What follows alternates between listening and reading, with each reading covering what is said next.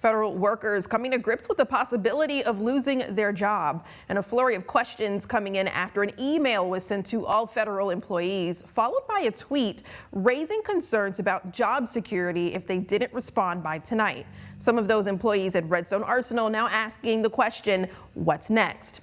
This is the email that sparked the uproar. Federal workers across the country were ordered by the Office of Personnel Management to share 5 bullet points detailing what they did last week. And Elon Musk added to that, if they don't meet the deadline tonight, it will be taken as a resignation. But some departments, the FBI, State Department, and the Departments of Defense and National Intelligence are now being told to disregard the email as they filed an exemption. Fox 54's Caleb Aguayo went out to the Arsenal to tell us how this uncertainty is affecting federal workers here in the Rocket City.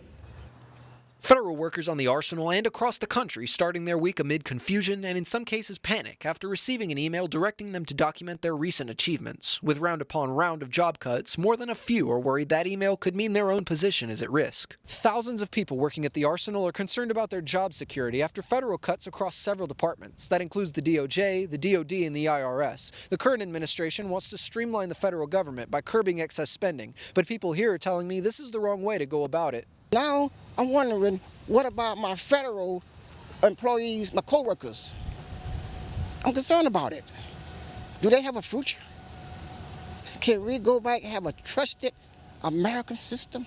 For retired Redstone employee Charlie Green, his concern is for his friends, family, former co-workers, and other locals losing their jobs because of DOJ directives. He says he's most worried for the lower level, probationary employees. Higher-ups, the one handing out the pink slips, not so much. They're getting their paychecks.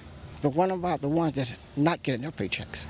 And another man with a spouse on the federal payroll tells us it's all happening too fast, upending traditional hiring and firing procedures to rapidly reduce government spending. As a federal contractor, his wife's job could be on the chopping block. It's certainly concerning. If they're going about it the right way, then that's fine.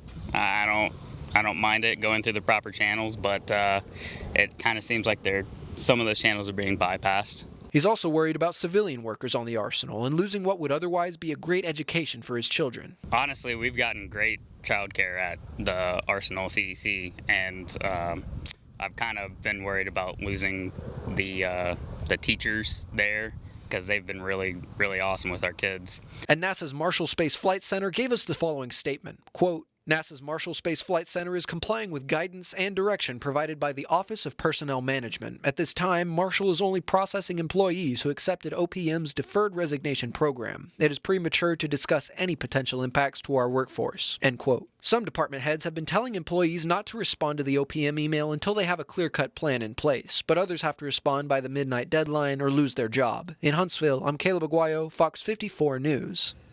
Lots of concerns tonight. We'll share updates on these federal job cuts as they come out. Until then, if you're a federal employee that received this email, talk with your supervisor to figure out how to move forward.